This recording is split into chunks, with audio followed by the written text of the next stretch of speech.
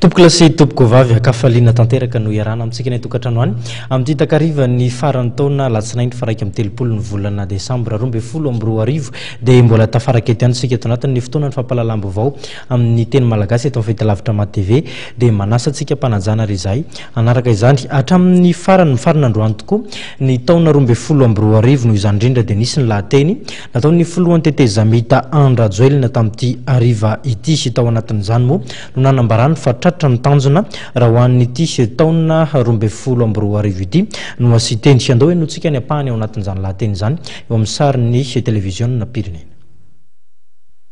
Napetratsika tokoa mantsy ny fanamby ary azo lazaina tsy misy ambamba fa tratra ny tanjona satria efa manomboka mioty ireo vokatra ireo novolena isika ankehitriny raha ny fotodrafitrasa maro voatsangana no resahana. Ry malagasy namako voaprofo ary fa manomboka tafapetraka ny fampandrosoana isaparitra satria tafajorontsika ankehitriny ny hopitaly manara-penitra misy avalo manerana ny Madagasikara. Voaorina ihany koa ireo tranomora amanjatony maro ho an'ny tanora manerana ny nosy. Toy izany ihany koa ireo tranobe fonenan'ny mpianatra any amin'ny université rehetra eo anivon'ny faritra manerana ny nosy. Ary iaraha mahita toy ny masoandro be lohataona fa tsy resabe na sanatria fampanantenana pokaty ny sehatra goavana ho an'ny mpanakanto dia ny Coliseum de Madagascar eny Atsonjobe izany.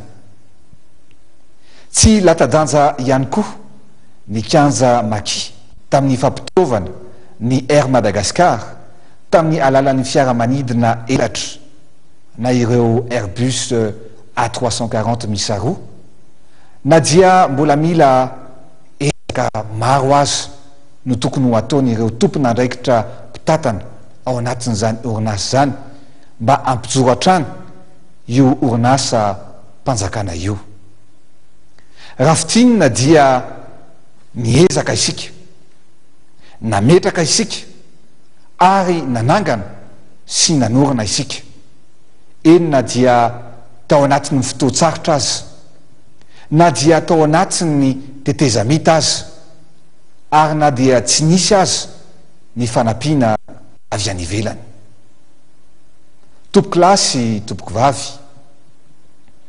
na dia izany aza nefa dia tsy misy ny tonga lafatra ary ny manao zavatra tsy mora ekeny tsampa ary fantatra fa misy ireo lesoka tsy maintsy iaratsika manarana.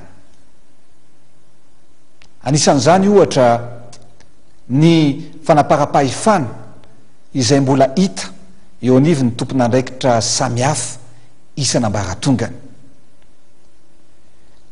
Ny tsy nahafahantsika ny fantoka tamin'ny famoronana asa noho ny vanim-potoana tetezamita izay iainantsika ankehitriny. Eo ihany koa ny kolikoly izay latsapaka ka tsy maintsy resena.